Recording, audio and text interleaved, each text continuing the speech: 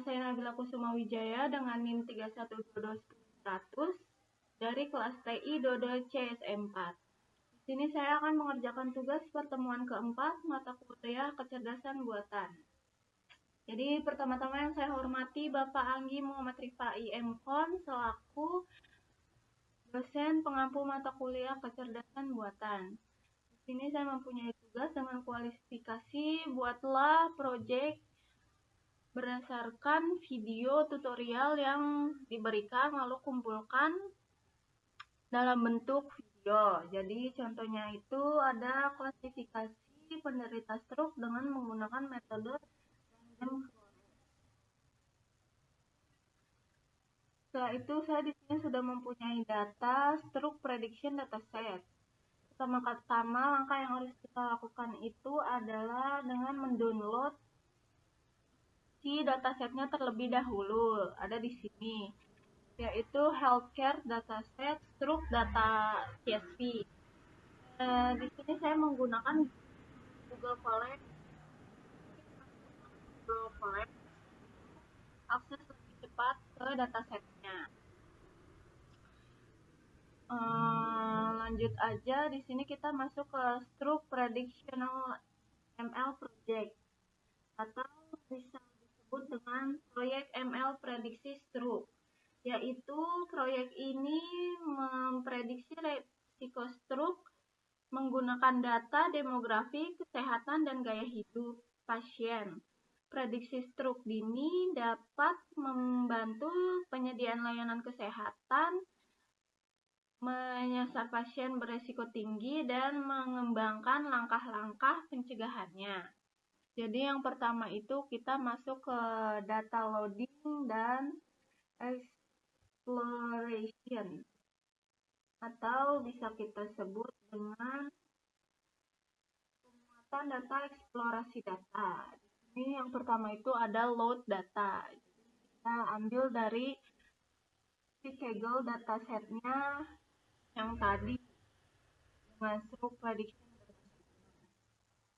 dengan menyebutkan di sini ada range index 5110 entry to 5109 dengan data kolom total 12 kolom yang menyebutkan ID, gender, age, hypertension, heart disease, age, work type, residence type, glucose level, BMI, smoke status, dan yang ke-11 itu yang terakhirnya itu stroke. Jadi di sini juga ada data plot 4 atau 3 dengan in 4 power 4 dan objeknya itu ada 5 dengan nomor yang digunakan. Jadi dengan menyebutkan yang tadi gender, age, hypertension, heart disease, ephemeris, work type, type, glucose level, BMI, smoking status, dan stroke.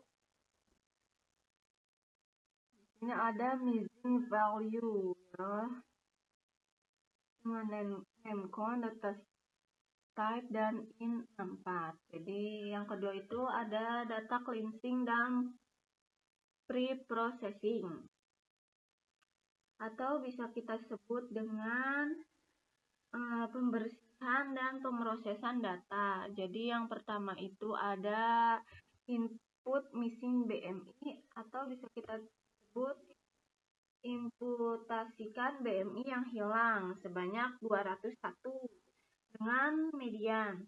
Menyediakan kategori biner dengan menyebutkan jenis kelamin, pernah atau tidaknya menikah, dan jenis tempat tinggal.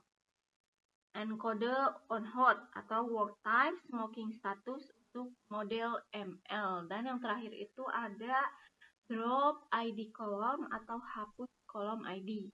Yang pertama itu di sini ada input BMI, replace order in gender of simplicity, dan label encode binary column, dan one hot encode multi kategoris, dan yang terakhir itu ada drop ID. Kita masuk ke poin ketiga, yaitu future engineering dan splitting, atau bisa kita sebut dengan rekayasa dan pemisahan fitur. Jadi, yang pertama itu adalah fitur atau target terbagi. Dan di poin 4 itu ada faktor scaling, atau bisa kita sebut dengan penskalaan fitur. Dan yang kelima itu modeling, logistik, registration, dan random forest. Yang pertama itu ada train model dengan random forest classifier, ya. Dan yang keenam itu ada model evaluation. Jadi model yang pertama itu kita menyebutkan logistik registration, random forest, akurasi LR, dan akurasi RF. Ini sudah ada datanya. Kita masuk ke poin selanjutnya, yaitu poin ke-7, yaitu result interpretation, atau bisa kita sebut dengan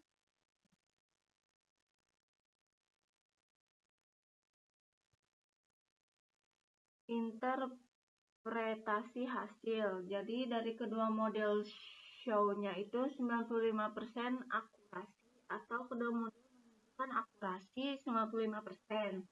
Tapi kedua model hampir tidak menangkap kasus yang sebenarnya. Kelihatan sangat rendah pada kelas 1. Dan alasannya itu ketidakseimbangan kelas yang ekstrim.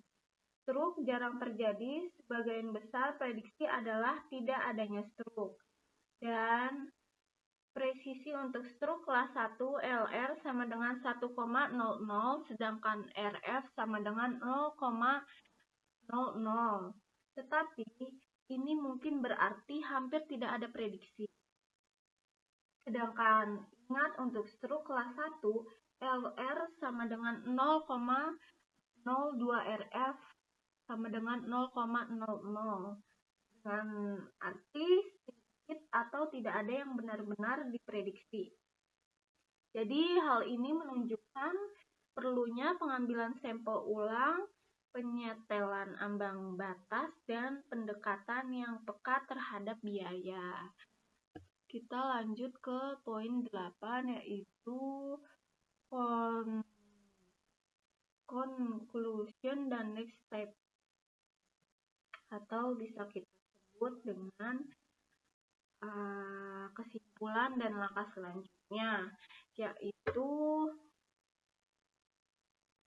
model dasar ini tidak mengidentifikasi resiko stroke dengan baik karena ketidakseimbangan kelas yang sangat signifikan. Perbaikan lebih lanjut diperlukan. Yang pertama itu terapkan strategi pengambilan sampel atau SMOT, random over atau undersampling, atau class weight. Dan cobalah model yang lebih canggih seperti XGBoost atau LIKE-BM. Matrik monitornya itu fokus pada ingatan untuk stroke, dan terapkan model yang diperbaharui untuk penyaringan perawatan kesehatan setelah perbaikan. Baik, saya ucapkan terima kasih. Semoga tugasnya mampu memberikan nilai yang sangat bagus, atau cukup sekian dan terima kasih.